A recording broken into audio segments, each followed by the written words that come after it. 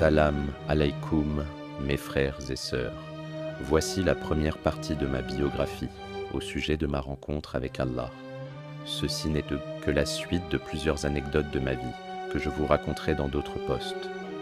Il y a environ 28 années de cela, avant que je fusse élu par Dieu, en 2007, j'avais créé un site internet suite à une promesse que j'avais faite d'antan à Dieu.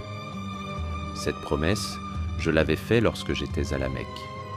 Une nuit, alors que je veillais près de la Kaaba, Dieu me montra une vision où je voyais des musulmans piétiner plusieurs livres du Coran. Ils marchaient au-dessus et les feuilles s'arrachaient des livres. Des hommes portant la barbe et des femmes en niqab étaient très nombreux et tenaient des banderoles où était écrit « Point de Dieu que Dieu ». Ils criaient à haute voix « Allahu Akbar, Allahu Akbar, Allahu Akbar ». À les entendre, on aurait cru qu'ils étaient des pieux musulmans et des véridiques qui suivaient leurs pieux prédécesseurs. Dieu me fit voir qu'il était très en colère contre eux, car ils étaient en train de souiller le Coran.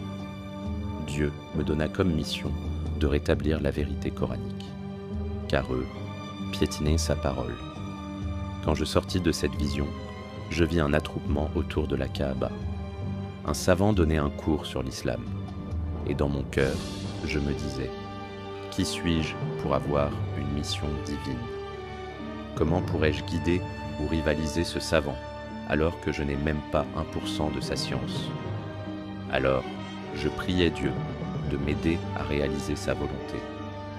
Et lorsque je fus rentré en France, cette vision me revenait souvent. Comment pourrais-je accomplir cette mission ?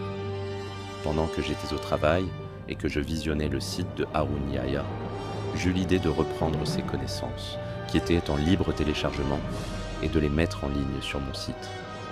C'était pour moi de très grandes sciences qui me dépassaient. Je recevais plein d'emails de félicitations sur ces écrits, qui n'étaient pas les miens. Un jour, un homme me posa une question sur la création des cieux, que j'avais postée. N'ayant pas la réponse, je ne répondis pas. Il insista plusieurs fois, et j'étais très gêné et bloqué de ne pouvoir lui répondre, car je n'avais aucune science. Voyant qu'il insistait, je m'en remis à Dieu et fis 2 unités de prière. Dans ma prosternation, j'implorai demandant « Que dois-je répondre ? Si tu ne me réponds pas, ça sera le signe que la vision que j'ai eue à la Mecque n'est pas une mission, et que peut-être je me suis trompé. Si c'est le cas, je fermerai le site et j'oublierai tout cela. » Quand je fus au moment de ma dernière prosternation, j'entendis une voix qui me dit « Voici la réponse, dis-lui cela. » J'eus immédiatement des frissons et la chair de poule dans tout le corps. Je fus rempli de joie et sûr de moi. Je répondis à son mail et l'homme ne me répondit pas. Avec le recul de 2020, je me demande si ce n'est pas Dieu qui m'éduquait déjà, car c'était la première fois que je reçus un message divin en étant éveillé. Quelque temps après, les gens venaient en s'inscrire et on échangeait des connaissances de spirituel. Les gens venaient de partout, séduits par mes petites connaissances. Puis, mon esprit sortait des connaissances, et je ne savais pas d'où cela venait, car je n'avais fait aucune étude. Puis, devant la connaissance que j'apportais dans le domaine spirituel, certains internautes se mirent à m'appeler « maître ». Je refusais catégoriquement ce titre. Je ne pouvais concevoir que l'on m'appelle ainsi. J'effaçais tous les posts des internautes qui allaient en ce sens. Je précise qu'à cette époque, je ne modérais pas les posts. Puis un jour, je sombrais dans la déprime et décidai d'arrêter le site. Non pas pour ce qui vient d'être dit, mais parce que je ne comprenais pas ce qui m'arrivait, et tout cela me dépassait. En réalité, Dieu, Stzaboulete, me préparait à quelque chose de très grand. Je me suis alors retiré dans une petite maison dans le sud de la France, loin de tout.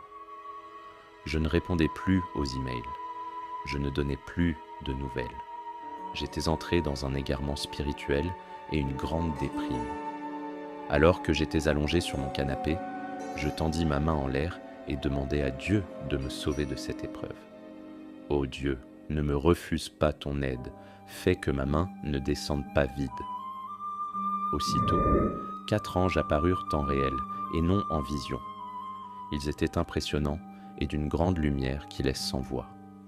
L'un d'eux me dit « Ne crains rien, nous sommes des envoyés de Dieu. » Je les regardais, sans éprouver de peur.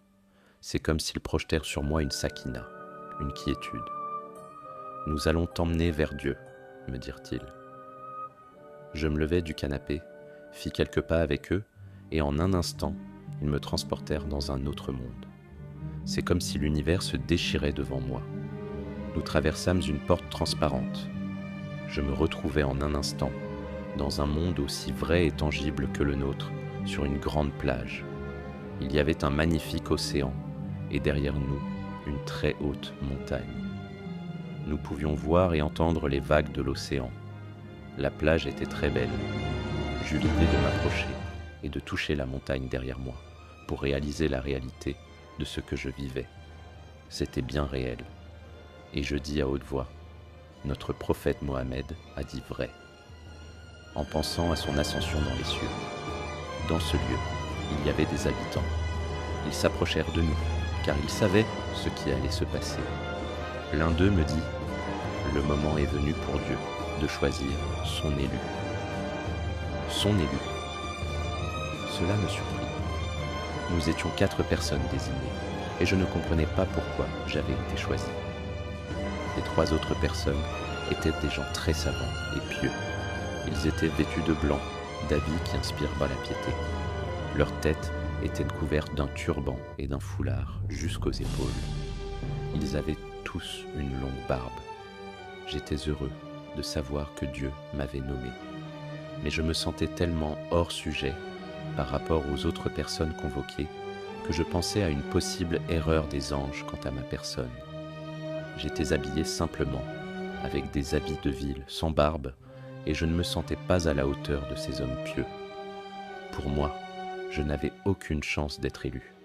Puis, alors que les anges se tenaient debout à notre droite sur le sable de la plage, ils s'adressèrent à nous, par le nom de Dieu, clément et miséricordieux. Aujourd'hui, Dieu vous a choisi parmi tous les hommes de ce monde, et il choisira l'un d'entre vous.